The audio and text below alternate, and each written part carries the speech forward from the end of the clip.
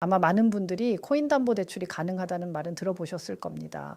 그런데 실제로 어떤 방식으로 진행되는지, 왜 요즘 이 구조에 관심이 커지는지, 또 내 상황에도 맞을 수 있는지까지 정확히 알고 계신 분들은 생각보다 많지 않습니다. 그래서 오늘은 코인담보대출 전문 플랫폼 넥소파이낸셜을 기준으로 이 구조가 어떻게 돌아가는지, 왜 이걸 단순한 대출이 아니라 자산운용의 수단으로 볼 수 있는지 핵심만 쉽게 말씀드리겠습니다. 많은 분들이 코인을 들고 있으면서도 현금이 필요하면 가장 먼저 매도를 떠올립니다. 그런데 막상 팔고 나면 다시 그 가격에 못 살 것 같고 앞으로 더 갈 것 같은데 괜히 정리한 것 같고 결국 물량만 줄어드는 경우가 많죠. 바로 이 지점에서 코인담보대출이라는 개념이 나옵니다. 쉽게 말하면 내가 보유한 코인을 시장에 던져서 파는 게 아니라 담보로 맡기고 그 가치에 따라 유동성을 확보하는 방식입니다. 즉 코인은 유지하고 필요한 현금이나 스테이블 코인만 따로 연결하는 구조라고 보시면 됩니다. 오늘 말씀드릴 넥소파이낸셜은 보유 코인을 담보로 맡기고 원화송금, USDT, USDC 형태로 대출금을 받을 수 있는 플랫폼입니다.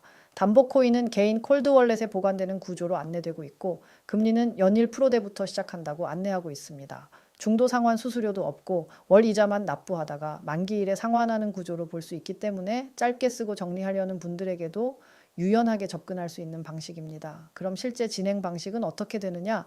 먼저 회원 가입을 합니다. 그 다음 담보로 맡길 코인의 종류와 수량 그리고 대출 기간을 선택합니다.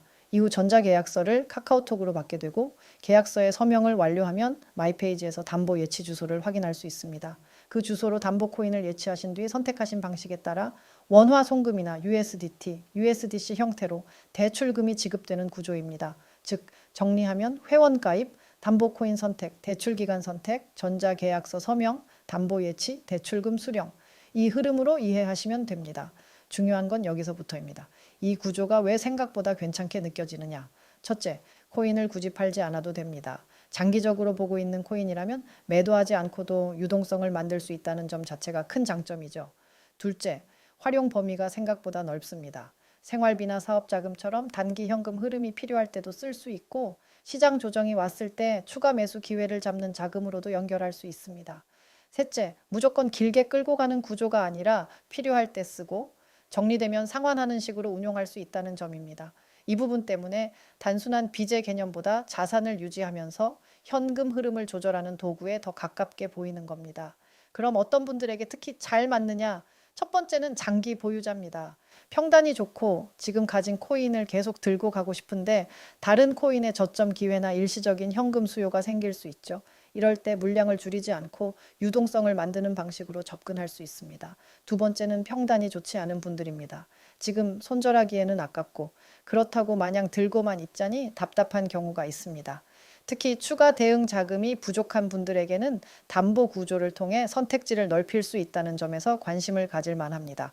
세 번째는 시장 기회를 놓치기 싫은 분들입니다. 코인 시장은 기회가 짧고 강하게 오는 경우가 많습니다. 좋은 구간이 왔는데 현금이 없으면 결국 아무것도 못하죠. 이럴 때 보유 코인을 유지하면서 유동성을 따로 확보할 수 있다면 대응폭은 완전히 달라질 수 있습니다. 네 번째는 단기 현금 흐름이 필요한 분들입니다. 이건 꼭 공격적인 투자 목적이 아니어도 됩니다.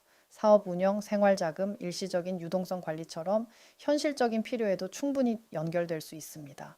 결국 코인담보대출은 빚을 내서 무리하게 투자하라는 개념으로만 보시면 안 됩니다. 오히려 이미 가진 자산을 어떻게 더 효율적으로 쓰고 어떻게 기회를 놓치지 않을 것인가의 문제에 가깝습니다.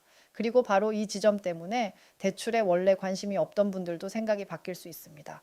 그동안은 코인이 있으면 그냥 들고 있거나 팔거나 둘 중 하나만 떠올렸다면 이제는 보유 자산을 유지한 채 유동성을 만들고 그 유동성으로 다시 기회를 잡는 방식도 가능하다는 걸 알게 되는 거니까요.